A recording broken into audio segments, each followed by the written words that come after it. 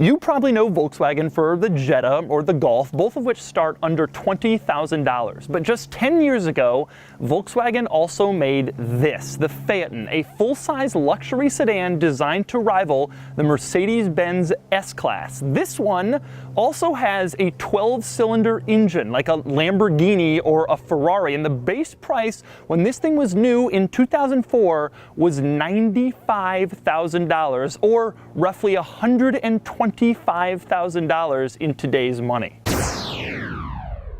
That's right, $125,000 for a sedan made by Volkswagen, the same company that charges you extra for a power passenger seat in the Tiguan. So today I've borrowed this Phaeton from a viewer near Allentown, Pennsylvania, and I am going to take you on a tour. I'm going to show you all of the crazy quirks and unusual features of the famous Volkswagen Phaeton W12. Then I'm going to get it out on the road and find out what it's like to drive a Mercedes-Benz S-Class rival with a 12-cylinder engine and a Volkswagen badge on the front. And then I'm going to give it a Doug score. And for more of my thoughts on the Phaeton W12 experience, click the link below to go to autotrader.com/oversteer, where I've also compiled a list of several other 12-cylinder cars that are selling for way less than their original asking price. That list is relevant because the Phaeton has fallen a long way since it was originally sold in the US from 2004 to 2006. Now, I told you the original asking price of this car was $95,000, or $125,000 in today's money. Well, the current average asking price for a used Phaeton on AutoTrader is just $8,700, with the W12 model holding only a slight premium over the standard V8. I'm sure you can guess why. Because it's a Volkswagen luxury sedan. When the Phaeton came out in 2004, I remember it made no sense to anybody, and the 12-cylinder version made even less sense. A 12-cylinder, six-figure luxury sedan from a company that was making the Jetta? The new Beetle? The Phaeton came out right when the Toyota Highlander was starting to get popular. Maybe Volkswagen should have concentrated their efforts and their resources on making a crossover family SUV? But they didn't, and instead we have the Phaeton, and anybody who appreciates weird cars is surely thankful for that. Now, if you've been paying attention, you'll notice that I've referred to this engine as a 12-cylinder or a W12, but not a V12, which is how you call most 12-cylinder engines. That's because this isn't a V12. It is literally a W12, and Volkswagen created it by putting two V6 engines together to create a W12. Now, the standard V8 engine in this car was pretty powerful. It had 335 horsepower, but the W12 was a monster. It had 420 horsepower and 406 pound-feet of torque. But beyond the engine, I'm going to start on the inside. Now remember, I told you this was a Mercedes-Benz S-Class competitor, but Volkswagen knew they'd be playing at a disadvantage with the Volkswagen brand name against an established rival like the S-Class. So this car is full of some of the most insane luxury features for a 2004 model you will ever see. So get ready to be more impressed by a Volkswagen than you've ever been. I will start with a window defogger. Now in your car, you have a windshield defogger. Fine, everybody does. In this car, there are defoggers for the front side windows. You can push a little button and then there's a vent right below the windows that keeps them from fogging up. And the rear windows have them too. The owner of this car told me he has never been able to get the windows to fog up in 7 years and 80,000 miles of ownership. And since we're on the subject of those rear windows, this car has a rear sunshade in the back window, and it has sunshades for both windows and the back doors. That much is normal in a luxury sedan, but Volkswagen, again, wanted to go above and beyond the S-Class, so there's even little tiny sunshades in the rear quarter windows. You can put on these sunshades and be fully shaded from whatever sun is coming through these little 4-inch windows. That is attention to detail. And that's not the only crazy feature in the back seat. In fact, things are just beginning back here, starting with this. Now, this car has 4-zone climate control. So there are zones for the driver and passenger, and then 2 more zones in the back seat, which means that I can have my air temperature back here in a completely different setting than everyone else in the car. Now, that's not that uncommon for a luxury car, but this car has more than that. For example, it has heated rear seats. That's also not that uncommon for a luxury car, but check this out. It has ventilated rear seats. That's really uncommon for a luxury car. And it gets even crazier. This car has massaging rear seats. You've heard of massaging seats in the front. This car has it in the back. The owner of this car told me he's been thinking about trying to replace it, and he's been going to luxury car dealers saying, hey, what has massaging rear seats? And the salespeople look at him like he's crazy, even though this thing had it almost 15 years ago. Massage. And of course, the rear features aren't done yet. How about this? Each rear door has its own lock and unlock button. That's not that uncommon. You probably will find that in an S-Class. What you won't find? Each rear door has its own ashtray. Yep, that's right. There's one for each rear passenger. Now, in the center, of course, there's a little armrest that you can put down, and then you can rest your arms on it. Again, something you'll find in most luxury sedans. What you won't find in most luxury sedans, there's not only a center armrest, but there's a center headrest. So when you have someone sitting in the middle seat, you can put up the headrest, and when you don't, you can put it away for better visibility. Again, amazing thinking. And this center armrest has cup holders. That, again, is pretty common. Less common, they're individual cup holders, so you don't have to stare at some ugly, empty cup holder if you're sitting back here alone and you want to sip your drink. Oh, and speaking of the rear headrest, something truly amazing about this car that I've never seen in any other car. When you open the back door to climb in this car, the headrest automatically whirs into place where you will be most comfortable. If the car detects that you've opened the door and then closed it and no one has gotten in, the headrest goes automatically back down so the driver has more visibility. Of course, if the car detects that you have gotten in, then it keeps the headrest in place so that you can use it. That means the headrest is always out of the way when there's no rear passenger, and when there is a rear passenger, it's in the most comfortable possible position. It's amazing. And the other thing I love back here, when you go to open the little lid containing the cigarette lighter power socket, you push it and then it sort of glides open gently instead of just popping open, because this is a luxury car. Up front, two items do that. One is obviously the glove box. Push the little glove box opener button and then it gently opens right up. The other is far more impressive. The panel below the steering column and the driver's footwell that contains the fuses, even that opens gently. But back to the glove box, you'll find something interesting in there. That's the little black zippered leather book that says Phaeton on the outside. That contains all of the navigation CDs for all of the regions of the United States back when that was still a thing. Now, interestingly, that leather book is unique to the Phaeton. It says Phaeton on it, and that's not all that surprising, but weirdly, the discs themselves are unique to the Phaeton. They're each labeled for the Phaeton only. I guess if you got a Passat, you didn't get the same navigation discs as someone in a Phaeton. I wonder what the Phaeton's discs have on them that the Passats don't. Perhaps all the locations of five-star restaurants and banks. But that just scratches the surface of the goldmine of quirks and features that is the front seat of a Volkswagen Phaeton. Now, I will start with the child locks. Now, a lot of cars have child locks, and you can lock the back doors separate from the regular locks so your kids don't randomly open them while you're driving, and the Phaeton has those. Now, most cars have just a little lever inside the door itself. You click it and then the door is locked. Nicer cars have a button over on the driver's switch panel by the power windows that you can lock and unlock the child locks. This car has individual child locks, meaning that you can turn the child locks on one side rear door and not the other side, in case you have a child on one side and an adult on the other. I have never seen that before in any luxury car. Maybach, Rolls-Royce, never.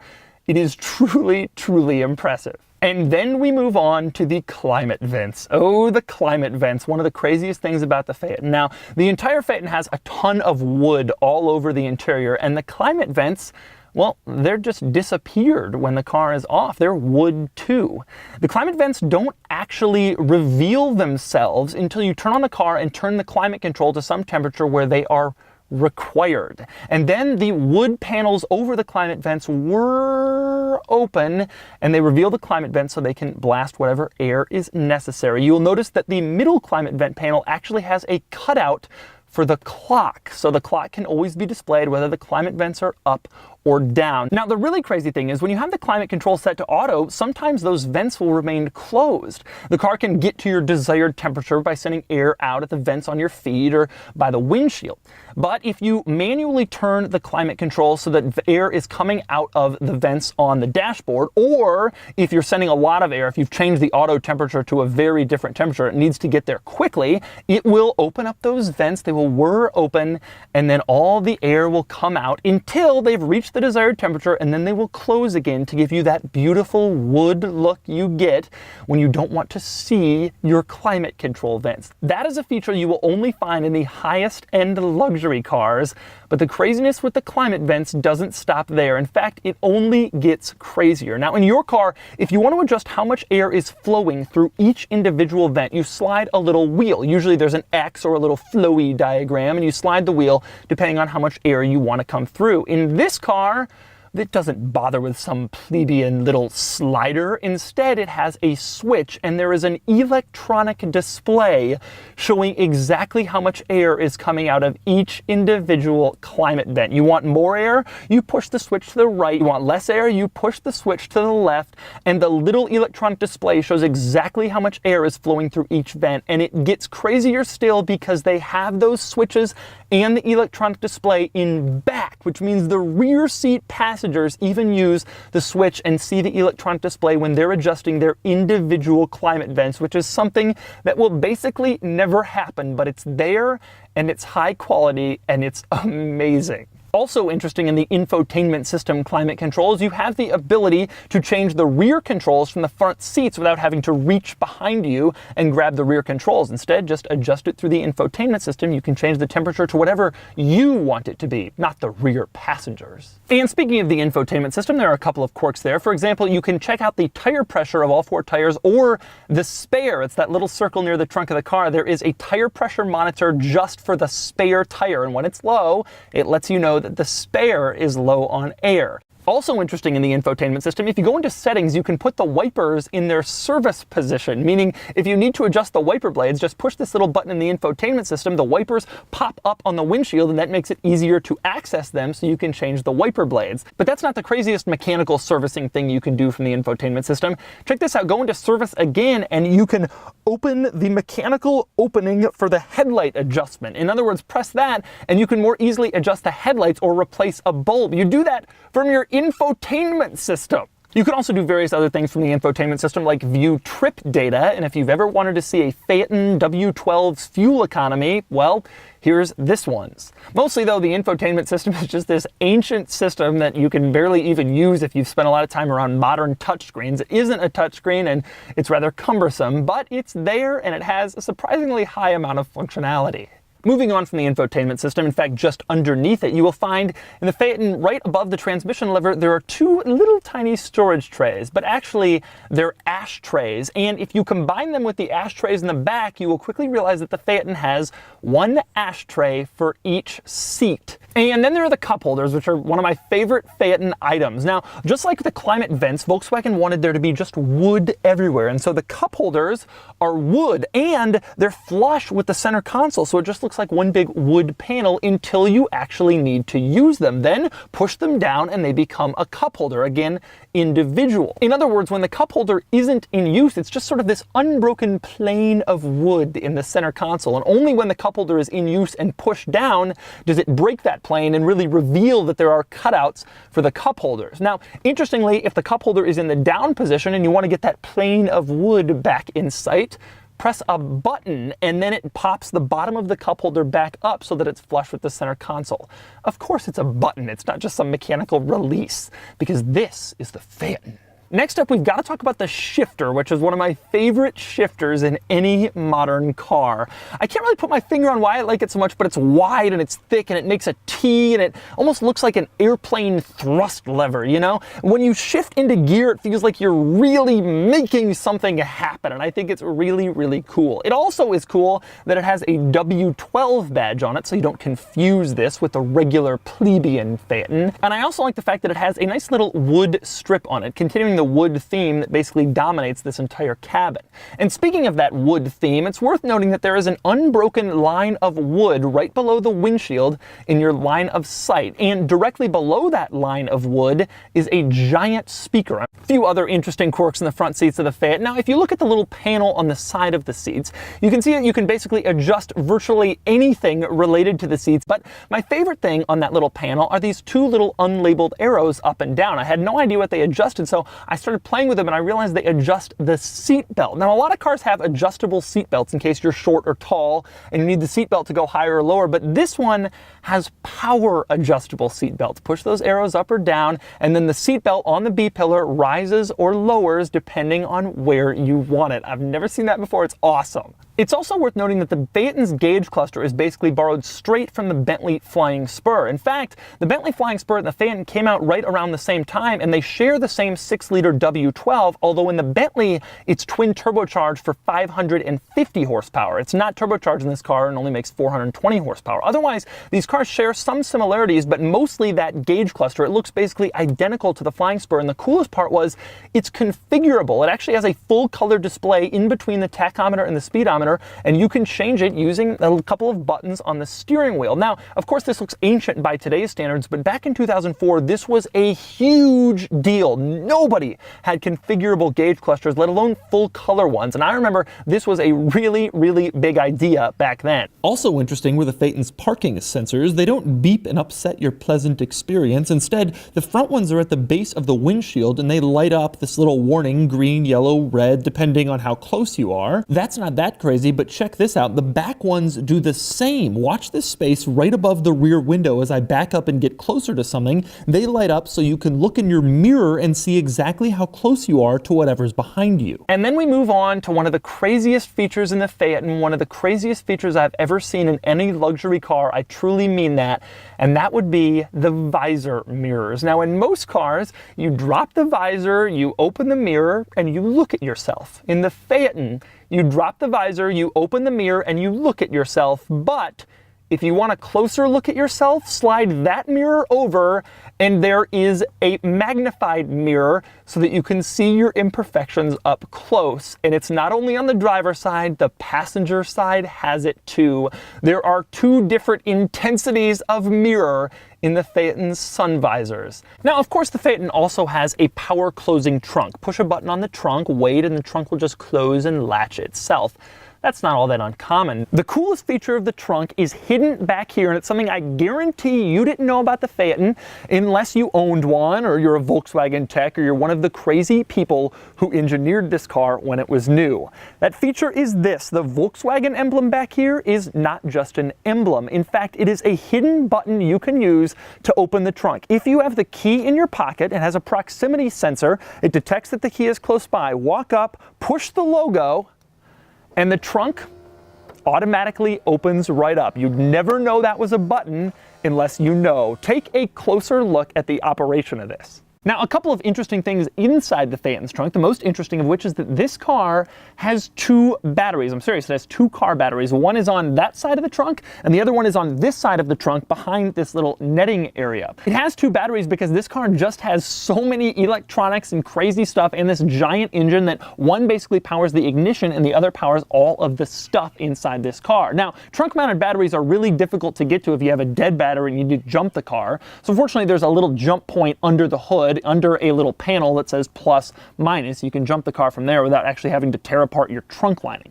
The other interesting thing inside the trunk, that would be the Phaeton literature. If you've ever wanted to see what the owner's manual of a W12 Phaeton looked like, well, here it is in all of its glory. Now, you never know what you might find inside the Phaeton literature. For example, here is a description on page 40 of book 3 about how you can lock all your doors in an emergency by peeling back a little rubber thing on the driver's door to find a hidden keyhole. Who knew? But I went and checked, and yes, there it is. There's the hidden keyhole in the driver's door with the rubber cap still on it, ready to be peeled off so you can lock all the doors in an emergency. Now, although most of the Phaeton's quirks and features are on the inside or in the trunk, and the exterior styling of this car seems relatively simple, there are a few interesting items of note on the outside. For example, I love that this little piece of chrome trim running down the side of the car doesn't end on the doors. Volkswagen could have just stopped it on the doors and saved money, but instead they kept it going onto the front fender and the rear fender because it just looks a little better. They had to add this tiny little 2-inch piece of aluminum trim to every Phaeton, front and rear on both sides, but they did it just because they thought it looked better, and that's what you get when you buy a $100,000 luxury car. Other interesting Phaeton exterior quirks, how about the windows? They're double paned, they're ultra thick in order to provide better sound insulation. The drawback, the owner tells me that his Easy Pass won't transmit through the windshield. He has to hold it out the sunroof or out the front window because the front windshield is so thick to keep the sound out of this car that it can't transmit to the toll booths. I also love the fact that Volkswagen doesn't bother with reflectors on the outside of the doors so that cars driving past will know that the door is open. Instead, they stick with actual lights to make it even more obvious the doors are open. And not only do they do that on the front doors, but they have those actual lights on the back doors, and that is impressive attention to detail. That is something most Phaeton owners will never notice. But with that said, there are a couple of drawbacks to the styling of this car. In fact, there's one in particular, and that was it was pretty bland. Most people confused it with the Passat. The owner of this car tells me nobody ever recognizes this thing on the road or at a gas station, and that was its biggest problem, trying to sell a $100,000 car with relatively anonymous Volkswagen look-alike styling. You'd never really know you were looking at anything more special than a Passat unless you saw on the back that it said Phaeton. And as these things go, you'd never even know that you were looking at the ultra-special W12 model unless you saw the tiny little W12 badges on the back. That's the only way you can tell this is a W12, and that Phaeton badge on the back is the only way you can tell that it's a Phaeton. Otherwise, to most people, to the untrained eye, it's just a Volkswagen. Probably costs $30,000, $40,000. But those people don't know about the hidden trunk button, or the window defogger buttons, or the hidden cup holders, or the vents that go up and down, or the little electronic items. Okay, so those are all the interesting quirks and the cool features of the famous Volkswagen Phaeton W12. Now it's time for maybe the most important quirk of all. Driving around in a Volkswagen sedan that cost 38% more than a Porsche 911 back in 2004. All right, driving the Phaeton. Now I gotta say, putting the car in gear is already just a wonderful experience. Shifting, putting the gear lever is just, it just feels like you really are having an effect in the world. Obviously the seats are tremendously comfortable. There's an enormous amount of room here. There's like 4 inches between me and the sunroof, which is crazy because I'm 6'4", so I guess this car was designed for someone insanely large and tall. And the seat is very comfortable. Plush leather, it's not like that hard Japanese leather from the 90s. It's very nice, feels great. Obviously the car is tremendously quiet. There's no, I haven't heard any engine noise yet, although I'm sure the engine is there. I saw it before. All right, so I'm gonna give it some gas here. Wow. It's much quicker than it should be given what this vehicle is and what its size is. It is decidedly not as quick as the Bentley. I've driven the Flying Spurs, many of them, and having the twin turbochargers, even though it's only 130 more horsepower, it has an effect. The Flying Spurs really feel like sports cars. This feels like a fast luxury sedan, and that is definitely a difference. A lot of people say, oh, the Phaeton's just a Bentley. Well, there are some differences, and that's certainly one of them. The handling is far from athletic, you can tell. The steering is not vague, but it is very light. The goal was luxury here. They weren't intending to make a sports car, and they knew that. There's body roll, and the steering is not incredibly precise, but that's not really the goal of this car. The goal of this car is to sort of waft down the street, and it does that magically. This car doesn't feel tremendously far behind the really crazy luxury cars I've done. There's no more road noise or interior noise. The ride quality is not quite there. You don't quite feel like you're in as much of a cocoon. But honestly, it's not that far behind. Driving the Phaeton W12, this is like a childhood dream come true. I can now check off F40, Phaeton W12, Mercedes R63 AMG. Those are the 3 big ones. I like to hear when you push the accelerator, you like to hear, you don't hear the engine sound as if it's obtrusive or annoying, but you sort of hear it just building. Ultimately, one of the problems with this car though is by being 13, 15 years old, it doesn't have you know, any of the modern tech. It has all this cool features that we all think are insane, like massaging seats and blah, blah, blah, but it doesn't have adaptive cruise, it doesn't have the 360 camera, all this stuff that you get in a, you know, basically any modern luxury car. That's the one thing that would prevent you from making this, you know, experience similar to a modern Mercedes-Benz. Like, the other problem, of course, would be the potential maintenance and repair bills this car could generate. All right, train tracks are always a good measure. Yeah, this car is just so, it's just so composed at every level, and the sound is very deadened. You do hear a little bit of noise from the engine, but it's for me as an enthusiast, I kind of like that. The Bentleys and stuff keep even that little bit of noise out. It's not a sports car. The goal is not 0 to 60 performance with this type of car. It's to get you where you need to go as quickly as you need to, but you don't, nothing excessive. And even on back roads and stuff, this isn't made for that, and that's what I'm on. I'm on these great country roads, and this car's not made for that. But I could imagine cross country in this thing, just sitting back in this comfortable seat and just hanging out. And so that's the world famous Volkswagen Phaeton W12. It's a ridiculous, absurd car, but it's a ridiculous, absurd car that every enthusiast has lusted after at one point or another, mostly to be turned away by pricey maintenance costs and potentially high repair bills.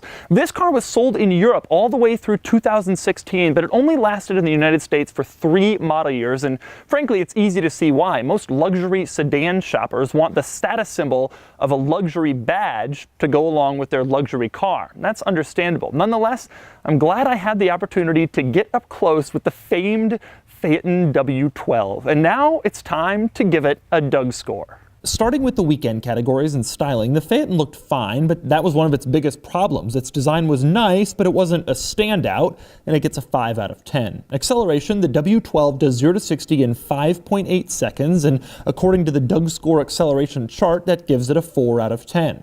Handling is okay. Like I said, it's not designed to be a sports car, and it gets a 4 out of 10. Cool factor is a tough one. In certain audiences, this thing gets a 10. My friends and I send each other photos whenever we see one of these on the road. But to 99% of people, it's just a Volkswagen. So it can't score too highly, and it gets a 6 out of 10. Finally, there's importance, and I just can't pretend this car has some grand significance to the car world. It's more significant than a cheap economy car, but it's no exotic, and it gets just a 5 out of 10, bringing the total weekend score to just 24 out of 50, which frankly seems about right. As for the daily categories, starting with equipment, the Phaeton is loaded with cool stuff, but since I'm judging these cars by modern standards, it's low on all the tech we've come to appreciate, and the infotainment system looks way behind, so I can only give it a 6 out of 10. Comfort is highly impressive, falling only just short of the best luxury cars, and it gets an 8 out of 10. Quality is a mixed bag. The interior is very nice, and it's aged very well, but maintenance and repairs is the opposite. It's quite troublesome, and that means no matter how nice it is inside, this car can't break a 6 out of 10. As for practicality, the trunk is surprisingly small, with just 13.2 cubic feet of cargo space, which should earn it only a 4, but the back seat is so large and spacious, I'll bump that up to a 5 out of 10. Finally, there's value. This car may be a nightmare to own, but you can't deny it's an enormous amount of car for 10 grand, and it gets a 7 out of 10, bringing the total daily score to a relatively high 32 out of 50, a figure it deserves. Add it all up, and the total Doug score is a respectable 56 out of 100. Not bad for a used Volkswagen you can buy for like $9,000 on AutoTrader.